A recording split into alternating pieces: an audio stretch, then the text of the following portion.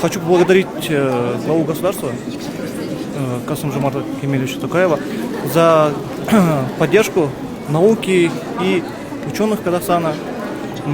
Также хочу заметить, что благодаря данной поддержке удается успешно развивать свою науку и заниматься своими идеями. Благодарю также за то, что Министерство науки и высшего образования реализует данные проекты. Особо благодарен Институту ядерной физики за создание комфортных условий для работы нам, ученым. Также хочу заметить, что за последние годы наука в нашей стране стала сильнее. Мы стали работать более эффективно. Это все благодаря системной поддержке главы государства в том числе. Өте қуаныштымын, бір жағынан сенбей де тұрмыз. Осы 12 жыл істеген еңбегіміздің осындай нәтижемен бағаланып жатқанына өте қуаныштымын. Бұл әрі қарай бастамасы болып жалғасын тапса екен деймін. Себебі өзім қатарлы жастардың бұл өте өзекті, орын толтырылмас проблемалары.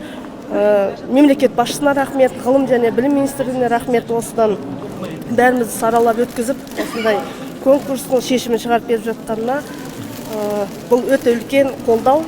Конституция деп айтып жатырмыз ғой. Ғалымдарды әлеуметтік жағынан қолдаса, біздің Қазақстанда жас ғалымдар өте көп, талантты, білгір мамандар көп. Сол себептен жалғасын тапса екен.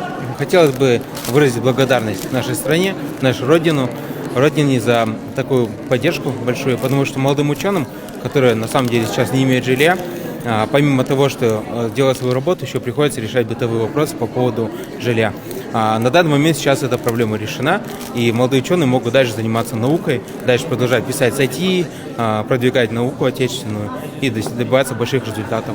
Спасибо большое. Бүгін мемлекетіміздің басшысы Қасым-Жомарт Кемелұлы Тоқаевтың бастамасымен ғылымды дамыту және жас ғалымдарды қолдау мақсатында пәтер сертификаттарының иегері атанып жатырмын. Өте қуаныштымын. Осы орайда мемлекет басшысына, ғылым және жоғары білім министрлігіне және Әл-Фараби атындағы қазу ұжымына көптен көп алғысымды білдіремін.